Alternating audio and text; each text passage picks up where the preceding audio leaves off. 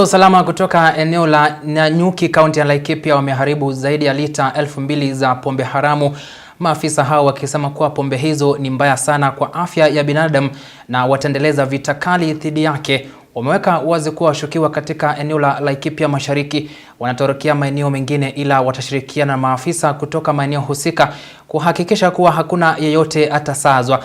Aidha, wamefurahia hatua yao wakisema imepunguza pombe hiyo kwa kiasi kikubwa. Sema wakati tunapigana na pombe pande hii, tukishika watu tupeleke kotini, wengine wanahamia the neighboring sub counties. Ndio maana tulikuwa tumeamua kwamba kuna area moja ambayo inaitwa Kangaita na area nyingine ambayo inaitwa Ishuga pale.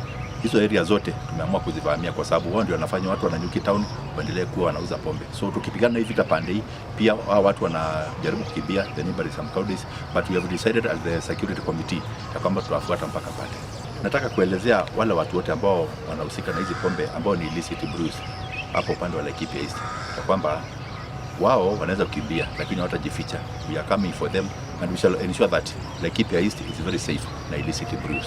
Now we are working very well na tuko na cooperation pamoja, kwa sababu tulikuwa na mkutano wa CUC na tuliharmonize kila kitu.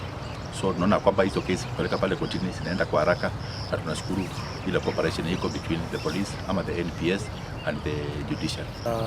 Tumeweza kuingia Nanyuki police station kufanya destruction of illicit brews ambao zilishikwa zikamaliza mambo kotini na other expired products ambao ilikuwa inahusiwa wananchi.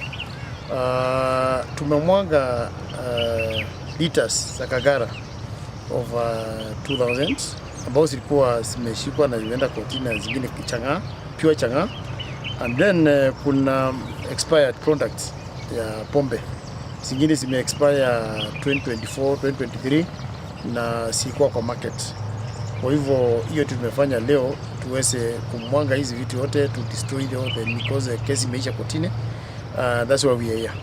So I'm just calling upon wale wanafanya hii biashara sana sana hii ya kuuza pombe ambao inaruhusiwa kama hii mambo ya Tusker, naona zingine ya White Cup zime expire, Guinness, wawe wanaweza kuuzia wananchi ile pombe inafaa ambayo inge expire.